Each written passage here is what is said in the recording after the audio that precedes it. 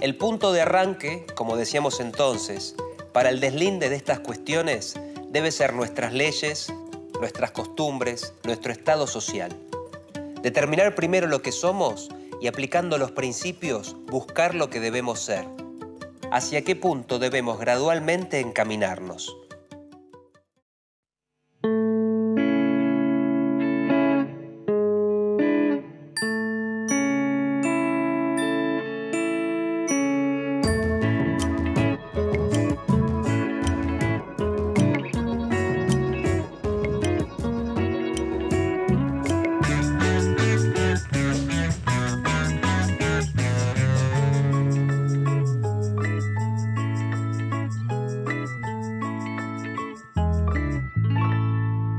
Claves de lectura. Obras de escritores y escritoras de la literatura argentina para leer y analizar. Esteban Echeverría. Nació en 1805 en Buenos Aires y murió exiliado en Montevideo en 1851. Antes de terminar sus estudios, trabajó como dependiente de aduana. En 1825 emprendió un viaje a París, donde vivió hasta 1830. A su regreso a Buenos Aires, comenzó a publicar poemas en el Diario de la Tarde y en la Gaceta Mercantil. Introdujo el romanticismo en el Río de la Plata. Escribió poemas, ensayos sobre costumbres y arte, y también uno de los textos fundamentales de la literatura argentina, El Matadero. Hoy vamos a analizar sus escritos políticos. Dos épocas, pues, en nuestra vida social igualmente gloriosas, igualmente necesarias. Entusiasta, ruidosa, guerrera, heroica, la una nos dio por resultado la independencia o nuestra regeneración política. La otra, pacífica, laboriosa, reflexiva, que debe darnos por fruto la libertad. Primera lectura, Salón Literario, Esteban Echeverría. Echeverría fue un líder espiritual para la generación del 37, un grupo de intelectuales que se oponía al gobernador de Buenos Aires, el federal Juan Manuel de Rosas, y a los federales. Y también se diferenciaban de los unitarios. Estos creían en la necesidad de una soberanía nacional única. Proponían la organización de un gobierno centralista con sede en Buenos Aires. Los federales consideraban que había que proteger la soberanía de cada provincia, que no podía ser avasallada por el gobierno central. Echeverría, como parte de la generación del 37, criticaba a los unitarios porque habían gobernado y pensado el país sin atender a la realidad local. Y criticaba a los federales por considerarlos violentos y salvajes, y que imponían el atraso al camino abierto por la Revolución de Mayo. Esas ideas fueron expuestas en las lecturas que hizo en el Salón Literario, esto es, las reuniones que se organizaban en la librería argentina del librero Marcos Sastre. Os he bosquejado, señores, el carácter de nuestra época y el estado de nuestra cultura intelectual. Ahora bien, en vista de estos antecedentes, ¿qué debemos hacer? ¿Cuál será nuestra marcha? ¿Se cree acaso poder con escombros y ripio echar los cimientos de un grande y sólido monumento? ¿Se piensa con vagas e incompletas ideas, con teorías exóticas, con fragmentos de doctrinas ajenas, echar la base de nuestra renovación social? Primera lectura, Salón Literario, Esteban Echeverría. Hizo de sus lecturas un programa para el porvenir. Se interesaba por definir una economía, una política y, en especial, una cultura. Por ello, además, se asocia su producción con la del romanticismo. De hecho, es considerado el primer poeta romántico en el Río de la Plata.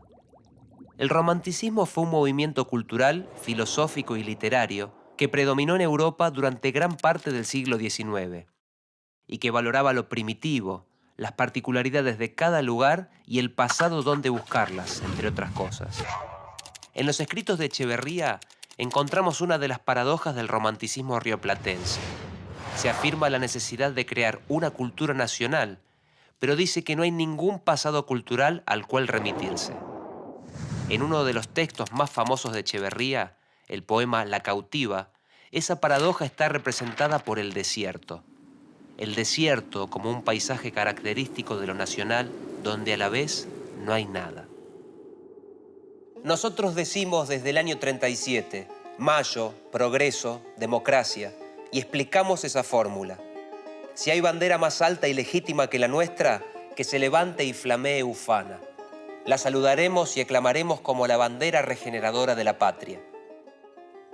Dogma socialista de la Asociación de Mayo. Esteban Echeverría.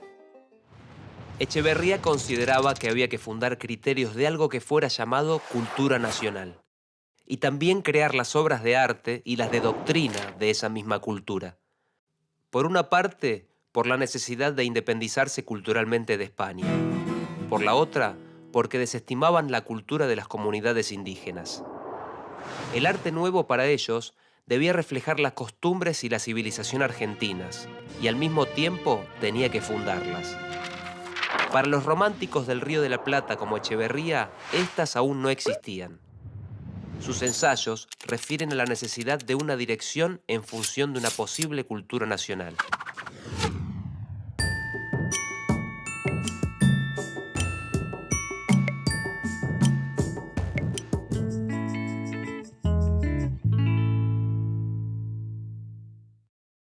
Sería, entre tanto, conveniente que todos nos ocupásemos en preparar los elementos de la nueva organización social que proyectamos y que ventilásemos aquellas cuestiones positivas que serán en lo porvenir de un interés más vital para la patria.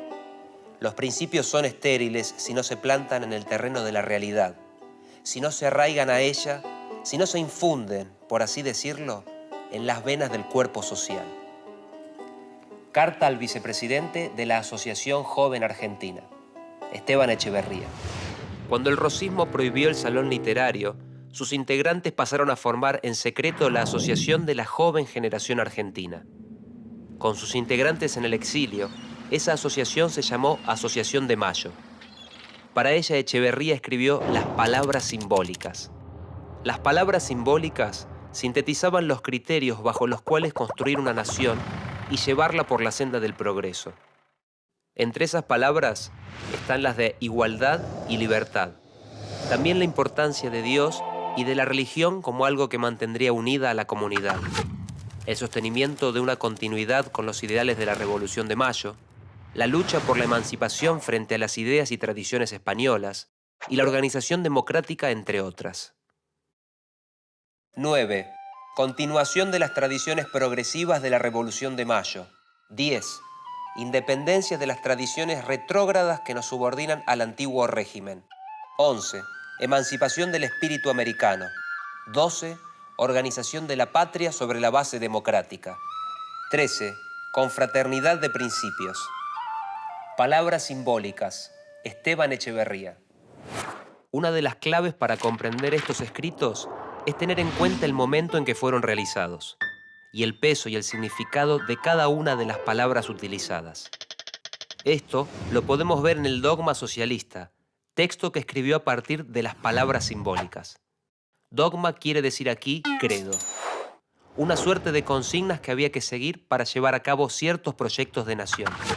Socialista, en principio quería decir en ese momento que era propio de la sociedad, y esto lo diferencia de su significado actual vinculado a un cuerpo de ideas y a un partido político. Socialista también quería decir que el progreso era una ley que definía cualquier acción política.